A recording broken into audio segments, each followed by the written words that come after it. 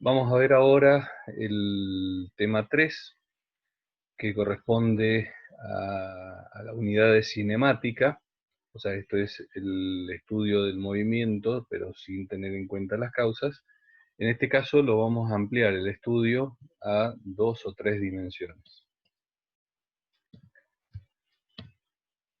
Eh, ¿Cuál es el objetivo, digamos, de esta unidad? Es representar los movimientos de los cuerpos, las partículas, en más de un, o sea, en un movimiento que no sea rectilíneo, utilizando para ello vectores como representación de la posición.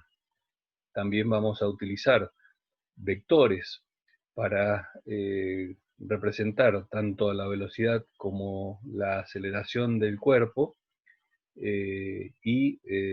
a través de esto vamos a tratar de representar o caracterizar la trayectoria o el movimiento que ha tenido. Vamos a utilizar el concepto que habíamos visto anteriormente de descomposición, lo cual nos va a ayudar para realizar los cálculos analíticos asociados al estudio de este tipo de movimiento.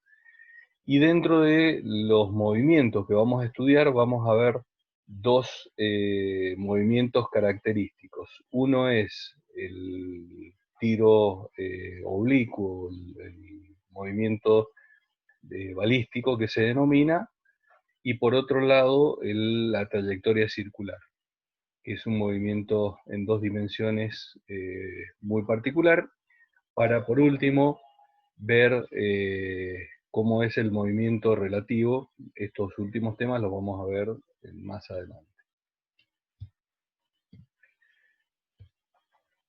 Nuevamente, como habíamos dicho, no nos interesan las causas del movimiento, pero sí el estudio del movimiento en sí. En general, en la mayoría de los casos, y si, digamos, estamos en condiciones de que una vez que el móvil se libera en su movimiento, no actúan otras fuerzas más que las que ya hemos visto, como por ejemplo las aceleraciones como la de la gravedad, generalmente vamos a poder reducir, más allá de que el movimiento sea en el espacio, lo vamos a poder reducir a un plano. O sea que vamos a poder pasar de 3 a 2 dimensiones y vamos a poder resolver el problema. Eso es un poco lo que vamos a ver en esta parte. Y por último, vamos a ver qué sucede cuando, en lugar de tener un único observador, como hemos venido viendo hasta ahora, en donde nosotros somos los observadores en un movimiento, tenemos más de un observador, y a su vez estos observadores se están desplazando, se están moviendo uno respecto del otro.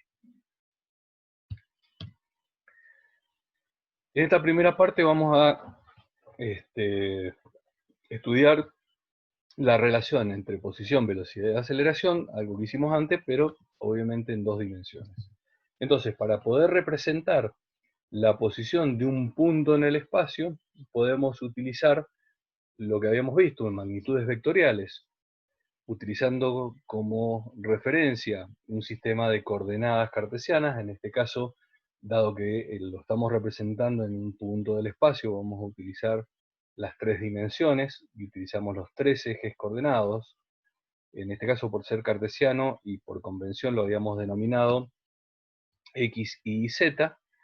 Entonces, ubicando un vector cuyo origen está en el origen de coordenadas y cuyo extremo apunta a la posición, que lo denominamos genéricamente vector posición R, podemos aprovechar la descomposición de una magnitud vectorial, como habíamos estudiado, en relación al sistema de coordenadas, representando cada una de las componentes según el eje X, según el eje Y y según el eje Z, para caracterizar ese vector posición. De tal manera que si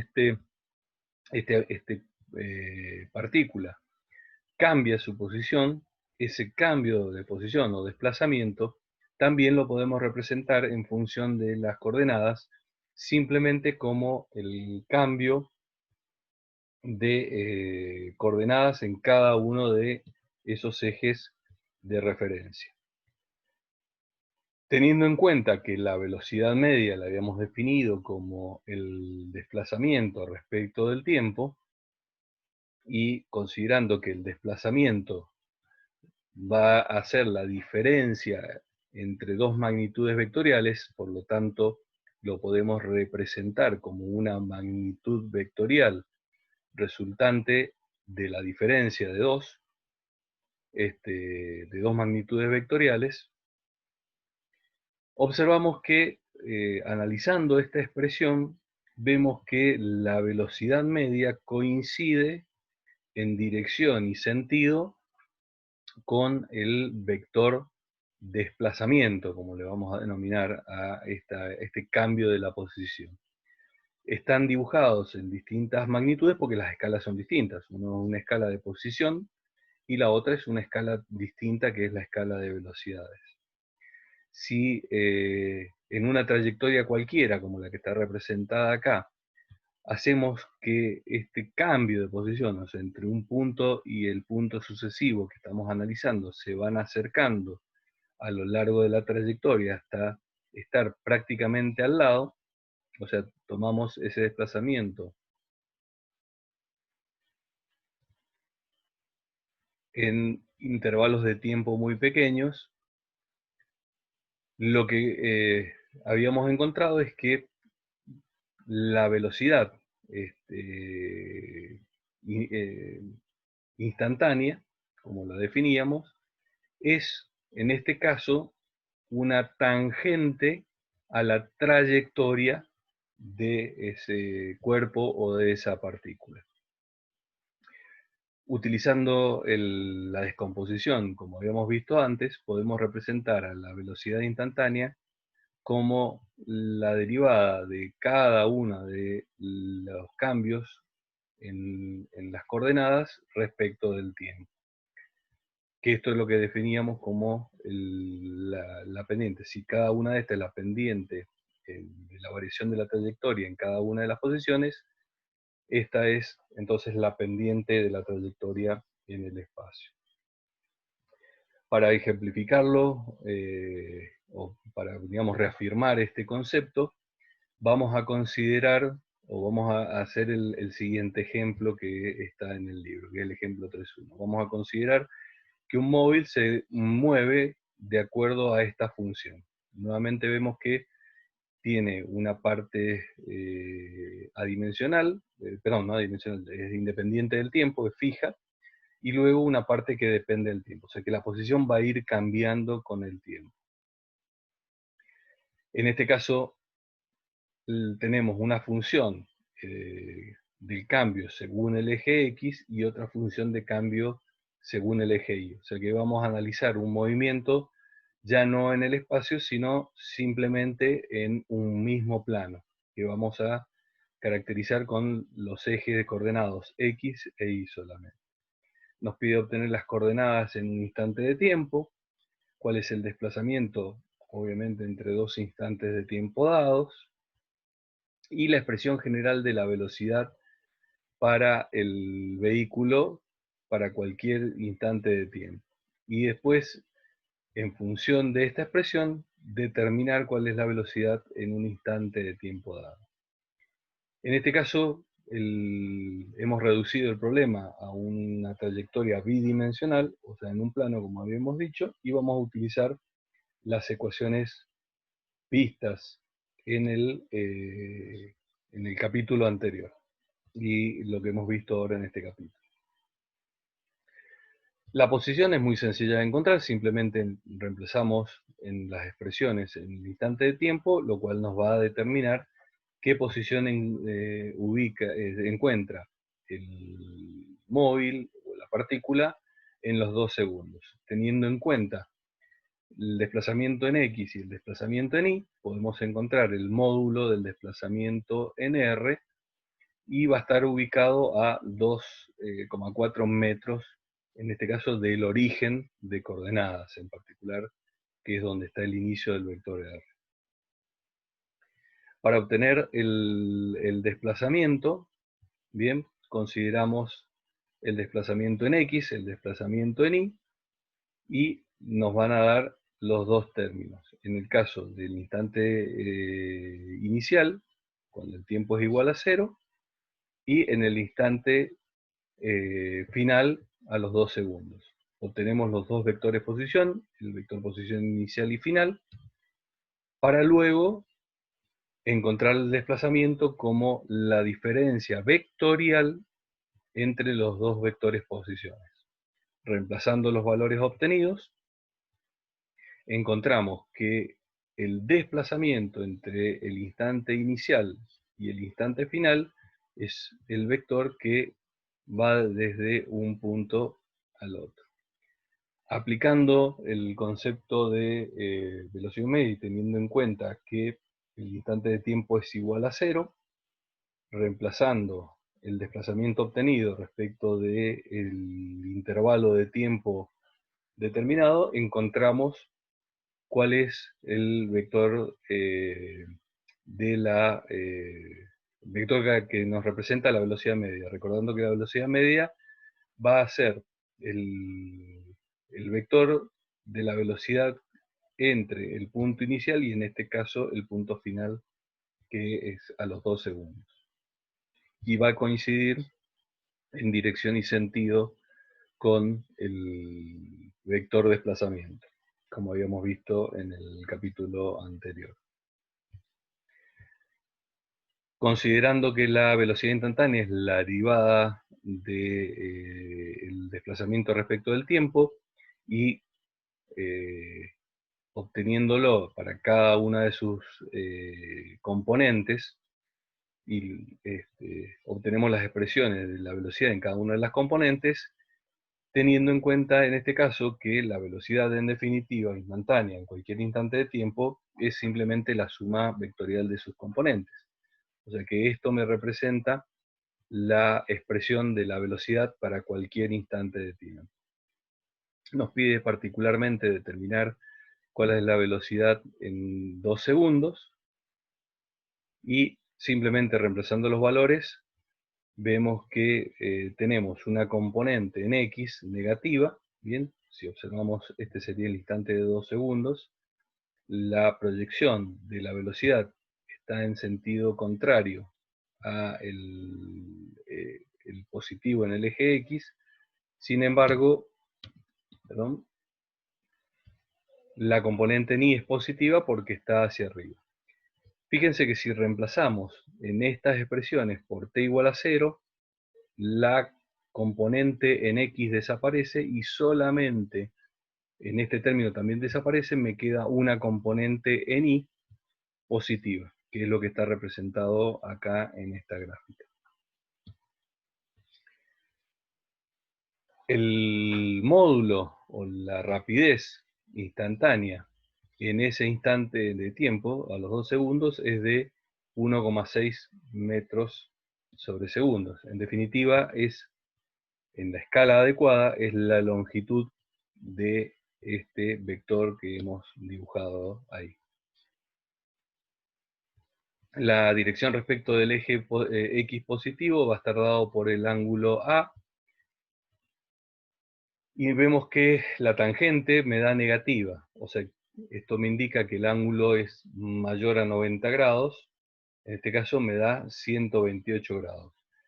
Otro resultado posible que nos daría la calculadora es de 52, pero si volvemos al ejemplo que habíamos representado, vemos que un ángulo de menos 52, que sería hacia abajo, o sea, sería el opuesto 180 grados a este, no coincide con los resultados de las componentes de las velocidades que habíamos encontrado. Entonces, de las dos soluciones posibles, la lógica es la de 128 grados. Por eso es importante que siempre hagamos una representación gráfica, tanto del sistema como de las magnitudes vectoriales, para determinar cuál solución es lógica y es razonable. Ya tenemos entonces descripta la relación entre la posición y la velocidad. Ahora queremos encontrar cuál es la forma de representar gráficamente la aceleración. En este caso, vemos que, o digamos, la expresión que habíamos encontrado para la aceleración era un cambio en la velocidad. Y como estamos hablando de magnitudes vectoriales, de la misma manera que lo habíamos visto anteriormente, en la magnitud vectorial el cambio implica no solamente un aumento o disminución en su magnitud, en este caso en la rapidez, sino que también un cambio de dirección es un vector distinto, por lo tanto es un cambio en la velocidad. Bien, vamos a ver, por ejemplo, este móvil, este auto que se está desplazando a lo largo de una curva y, como vemos, su rapidez disminuye, pero también la dirección cambia, o sea que hay un cambio neto en la velocidad final respecto de la velocidad inicial. Esto nos indica que hay una aceleración puesta en juego. Si ahora lo representamos vectorialmente, vemos que comparando la velocidad inicial respecto de la velocidad final, haciendo la diferencia, que sería el cambio de la velocidad, lo podemos representar también con una magnitud vectorial. Por definición, la aceleración media es el cambio de la velocidad respecto del tiempo. Como esto es una magnitud vectorial, la aceleración también lo va a hacer. Y va a coincidir, dado que el tiempo es una magnitud escalar, coincide en dirección y sentido, lo mismo que habíamos visto anteriormente, con el cambio de la velocidad, que es lo que está representado en este caso. Obviamente que son distintas las magnitudes porque están en distintas escalas, por eso también lo hemos representado en distintos colores. Si hacemos el análisis que hemos venido haciendo, o sea, disminuimos el periodo de tiempo a cero, la aceleración instantánea es la derivada de la velocidad respecto de la, la derivada de la velocidad respecto del tiempo en un punto. O sea que si la velocidad es el cambio, perdón, la tangente a la trayectoria en este caso sería la línea punteada, la velocidad es la tangente, la aceleración va a tener una componente que va a modificar, como habíamos visto en el movimiento rectilíneo, la rapidez, o sea, el módulo de la velocidad, pero como también hay un cambio de dirección, vemos que va a existir una componente de la aceleración que no es colineal, o sea, no está en la misma dirección que la velocidad. Y en general, siempre esa componente de la aceleración va a estar hacia la parte interna de la curva que describe la trayectoria.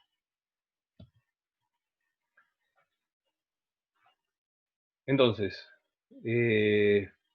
una cosa que hay que tener en cuenta es que cada vez que hay un cambio en la dirección, independientemente si la rapidez, o sea, la magnitud de la velocidad cambia o no, el cuerpo está acelerando. O sea, un cambio en la trayectoria de rectilínea, una trayectoria curva, ya sea en un plano o en el espacio, implica necesariamente que haya una aceleración. O sea, cualquier movimiento distinto del rectilíneo automáticamente nos tiene que hacer pensar que hay una aceleración interviniendo, ya que hay un cambio en la dirección de la velocidad como mínimo.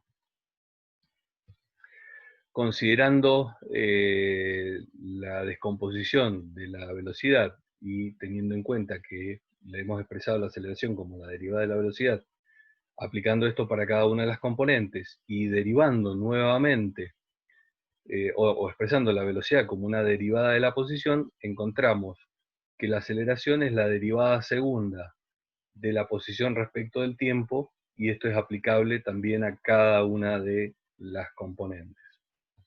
De tal manera que si descomponemos en un sistema de coordenadas, por ejemplo, en una dirección que coincida con la dirección de la velocidad y en una dirección perpendicular, para un movimiento en donde la velocidad aumente su magnitud, o sea, su rapidez, encontramos que la aceleración tiene una componente en la misma dirección y en el mismo sentido, pero también, al ser una trayectoria curva, tiene una componente perpendicular a esa dirección, que es la que va a provocar un cambio también en la dirección. En este caso, se van a combinar voy a tener entre un punto y el siguiente un cambio en la rapidez, ¿bien? Y un cambio en la dirección. Siempre que nos encontremos con una aceleración en la misma dirección de la velocidad, va a implicar un cambio en la rapidez. En este caso en un aumento, porque tienen la misma dirección y sentido. Y cada vez que encontremos una aceleración perpendicular a la velocidad, implica un cambio en la trayectoria. Bien, hay un cambio en la dirección del movimiento del vehículo. De tal manera que podemos eh, reconocer tres casos concretos. Uno en donde la aceleración no tiene componentes en, digamos, en la misma dirección que la velocidad, solamente componentes perpendiculares, por lo tanto hay únicamente un cambio en la trayectoria y la rapidez es constante. Ya vamos a volver sobre esto, que es un tipo de movimiento que lo vamos a denominar circular uniforme, que lo vamos a estudiar más adelante. Si la aceleración está hacia adelante de la normal o la perpendicular, esto implica que hay un cambio en la trayectoria porque tengo una componente perpendicular y hay un aumento en la rapidez. Por el contrario, si está por detrás de la normal, va a haber un cambio en la trayectoria, pero va a haber una disminución en la rapidez desde este instante a un instante posterior. En este momento vamos a tratar de ejemplificar esto que hemos visto a través de un ejemplo conceptual que encontramos en el libro de una esquiadora que en principio la suponemos que se está moviendo, deslizándose en una pendiente. Bien, por ahora no nos preocupa qué fuerzas o por qué se está moviendo, simplemente vamos a considerar que se está moviendo. Y debido a la trayectoria que sigue, hay una aceleración que está provocando que desde el punto A al punto B y del B al C vaya aumentando su rapidez. O sea que hay una aceleración puesta en juego. Y posteriormente nos pide dibujar cómo son los vectores de la aceleración en los puntos B, en el punto D, en el E, que está en la parte más baja de la trayectoria, y el punto F, que está un poquito más alto que el punto E. En el caso del punto B, dado que se está desplazando a lo largo de una línea recta, bien, vamos a considerar que hay la aceleración, la única posibilidad, no hay un cambio en la dirección, por lo tanto, la única posibilidad que existe es que la aceleración esté en la misma dirección y sentido que la velocidad, porque va aumentando la velocidad como nos indicaba el problema. Una vez que nos encontramos en el punto D, como ya hay un cambio en la trayectoria, sabemos que tiene que haber una componente normal. Pero como aún está descendiendo, va a seguir aumentando su rapidez, por lo tanto va a tener una componente en la misma dirección que el desplazamiento y que la velocidad. Entonces, la aceleración está adelantada respecto de la normal. Una vez que se encuentra en el punto más bajo, la única posibilidad para que haya un cambio de dirección es que la aceleración sea normal a la trayectoria, o sea, solamente perpendicular. Esto nos indica que alrededor del punto E no va a haber un cambio de velocidad. Ya cuando estudiemos los motivos, vamos a observar por qué sucede esto. Y una vez que comienza a ascender, es lógico suponer que comienza a disminuir su velocidad, por lo tanto, va a haber una aceleración en sentido contrario a la velocidad, o sea, va a haber un atraso de la aceleración respecto de la normal. Esto nos indica que a partir de este punto, y si siguiera en la misma trayectoria, la velocidad tendería a hacerse cero, ya que vamos a tener una componente de la aceleración en sentido contrario.